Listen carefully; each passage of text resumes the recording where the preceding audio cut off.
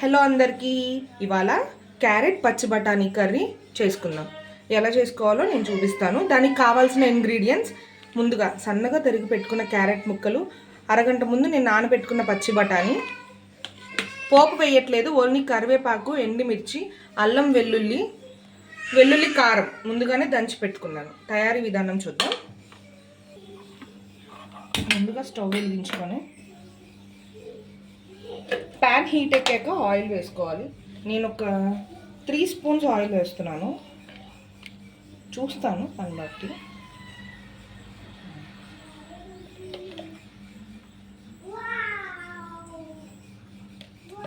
చాలు, 2.5 వేసాను. నాది పెద్ద గరిటె కాబట్టి 2.5 వేసాను.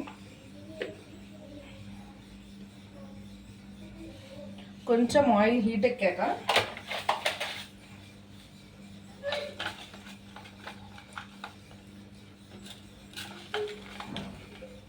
కొంచెం అంత జీలకర్ర, కొంచెం అంత ఆవాలు వేస్తున్నాను.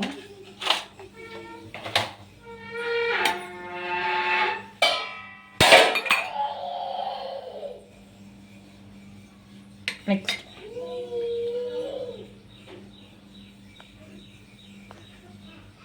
కరివేపాకు, ఎండుమిర్చి ఇందులో పెట్టుకోండి.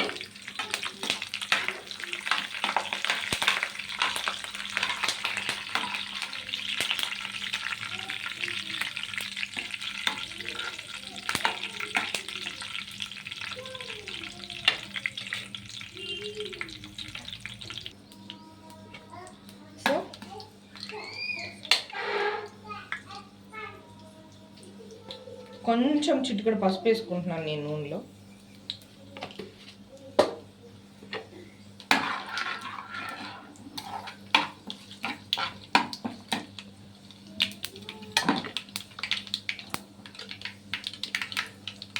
నెక్స్ట్ నేను క్యారెట్ ముక్కలు వేసుకుంటున్నాను.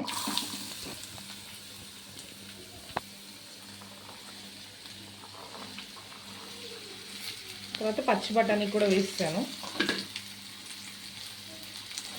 ఈ రెండింటిని బాగా కలుపుకోవాలి.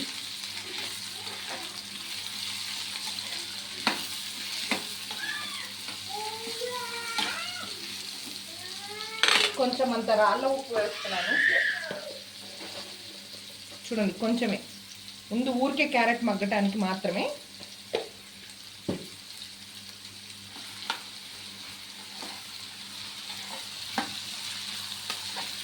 చాలా ఈజీ రెసిపీ అండి. క్యారెట్ తినని వాళ్ళు కూడా ఇలా చేసుకుంటే నిజంగా తింటారు.